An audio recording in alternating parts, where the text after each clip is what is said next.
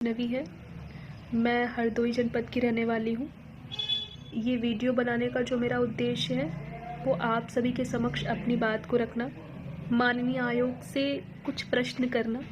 तो मैं बात करना चाहती हूँ समीक्षा अधिकारी, सहायक समीक्षा अधिकारी प्रारंभिक परीक्षा, यूपी पीसीएस 2025 प्रारंभिक परीक्षा।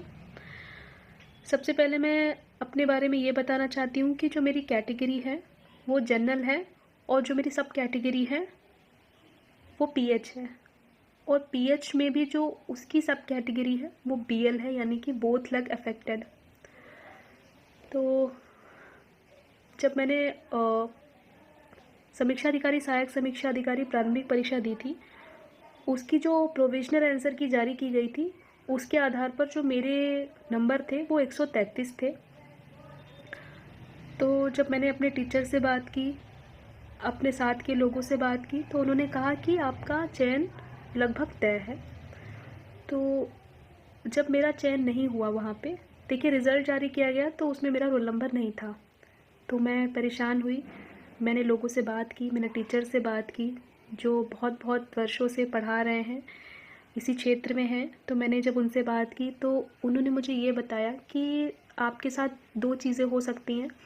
पहला तो ये हुआ होगा कि जो आपकी सब कैटेगरी है उसका कट ऑफ बहुत हाई चला गया होगा, तो जिससे आपका नहीं हुआ।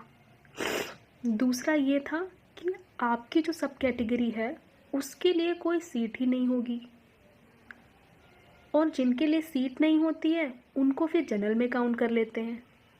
अगर उनके जो नंबर हैं वो जनरल से ज़्यादा हैं और वो जनरल कट ऑफ क्लियर कर रहे हैं तो उनको जनरल में डाल देते हैं, यदि आपके कोटे में कोई सीट आपके लिए रिज़र्व नहीं की गई है। मुझे जो उन्होंने बताया मैं आपके समक्ष वही बात रख रही हूँ।